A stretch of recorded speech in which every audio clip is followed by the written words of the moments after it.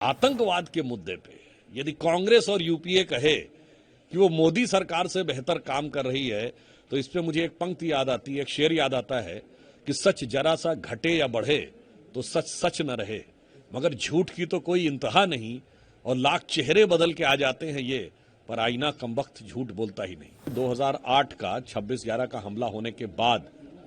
भारत के तत्कालीन वायुसेना अध्यक्ष फाली होमी मेजर साहब ने कई वर्षों के बाद ये कहा कि एयरफोर्स सर्जिकल स्ट्राइक के लिए तैयार थी, मगर कांग्रेस सरकार ने उसकी अनुमति नहीं दी। पूर्व अमेरिकी राष्ट्रपति बराक ओबामा ने अपनी किताब द प्रॉमिस लैंड में ये लिखा है 2010 में भारत यात्रा में मनमोहन सिंह जी के बाद के आधार पर कि भारत की सेना एक बड़ी कार्रवाई के लिए तैयार थी, परंतु उस समय कांग्रेस की सरकार को यह लगा कि इससे भारतीय जनता पार्टी को लाभ न मिल जाए, इसलिए उन्होंने ऐसा नहीं किया। देखिए, तहव्वुर राणा का भारत आना मोदी सरकार की अभूतपूर्व सफलताओं में से एक है, जिसमें 3 पक्षों के ऊपर प्रधानमंत्री श्री नरेंद्र मोदी जी के नेतृत्व में काम हुआ। एक, मजबूत रूप से कानूनी पक्ष और अकाट्य साक्ष्य रखना। दूसरा,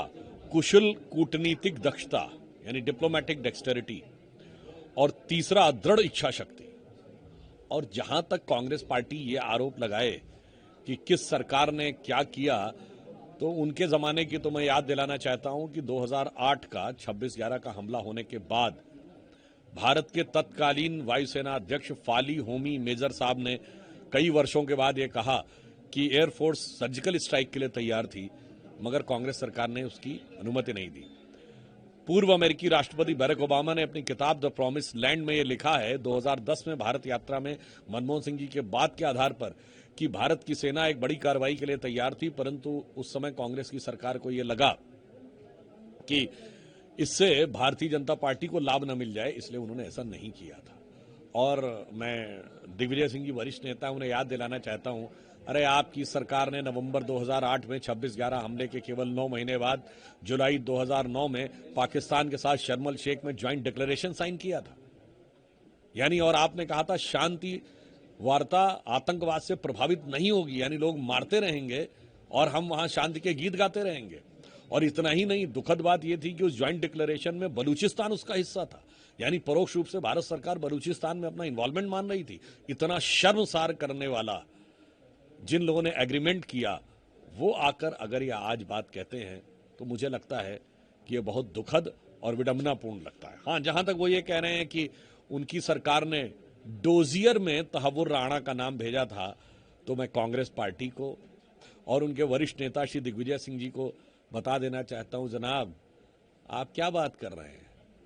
आज तो पाकिस्तान यूएन को भेजे गए भारत के खिलाफ डोजियर में आपके नेता राहुल गांधी जी का नाम कोट करता है। मुझे लगता है इससे ज्यादा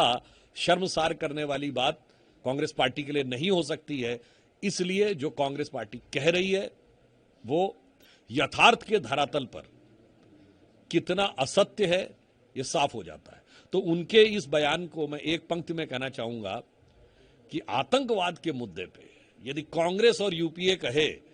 कि वो मोदी सरकार से बेहतर काम कर रही है, तो इस पे मुझे एक पंक्ति याद आती है, एक शेर याद आता है कि सच जरा सा घटे या बढ़े तो सच सच न रहे, मगर झूठ की तो कोई इंतहा नहीं और लाख चेहरे बदल के आ जाते हैं ये, पर आईना कमबख्त झूठ बोलता ही नहीं।